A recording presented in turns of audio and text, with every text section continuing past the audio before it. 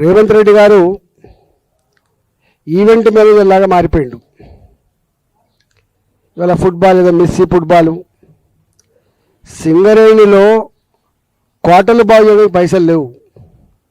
సింగరేణిలో అప్పులు తెచ్చుకుంటే తప్ప జీతాలు లేని పరిస్థితి ఉంటే సింగరేణి నుంచి 100 కోట్ల రూపాయలు ఖర్చు పెట్టి 70 కోట్ల రూపాయలు ఆయనకి ఇచ్చి ఒక క్రికెట్ స్టేడియంని దాన్ని మార్చి కోట్ల రూపాయలు ఖర్చు పెట్టి ఎంసీహెచ్ఆర్డీలో తన ఫుట్బాల్ ట్రైనింగ్ కోసం ఒక గ్రౌండ్ తయారు చేసుకొని దానికి కోట్ల రూపాయలు ఖర్చు పెట్టి ఇలా 100 కోట్ల రూపాయలు సింగరేణి డబ్బులు ఖర్చు పెట్టి సింగరేణి కార్మికులకి కోటల బాగు ఏం పైసలు లేవు. కానీ రేవంత్ రెడ్డి గారికి మాత్రం తన ఈవెంట్ మేనేజ్మెంట్ కోసం మాత్రం 100 కోట్లు ఖర్చు పెట్టడం అనేది ఇలా ఉత్తర తెలంగాణ ప్రజానికంతా కూడా ఏవగించుకుంటున్నారు.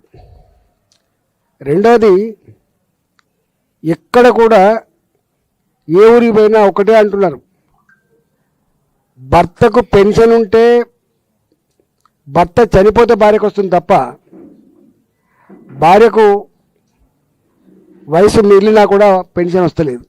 3 రకాల పెన్షన్లు, అసలు హ్యాండిక్యాప్డ్ వాళ్ళకి సర్టిఫికేట్లు ఇచ్చిండ్రు, అప్లోడ్ చేసిన దానికి పెన్షన్ లేవు.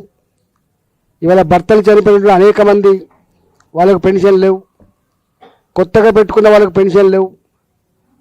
4,000 రూపాయలు 6,000 రూపాయలు దేవుడు ఎరుగు, కానీ ఉన్నదాన్ని కూడా ఇస్తలేరు. ఏ ఊరిపోయినా గ్యాస్ సిలిండర్ల మీద కూడా ఎప్పుడో ఒక 4 ఏళ్ల క్రితమో 5 ఏళ్ల క్రితమో వాడుకున్న గ్యాస్ సిలిండర్లు యావరేజ్, అంతకుముందు 3 సిలిండర్లు వాడినారు 4 సిలిండర్లు వాడిని చెప్పి వాటికే ఇస్తున్నారు తప్ప ఎక్కడ కూడా పూర్తి స్థాయిలో సిలిండర్లు కూడా డబ్బులు పడతలేవు.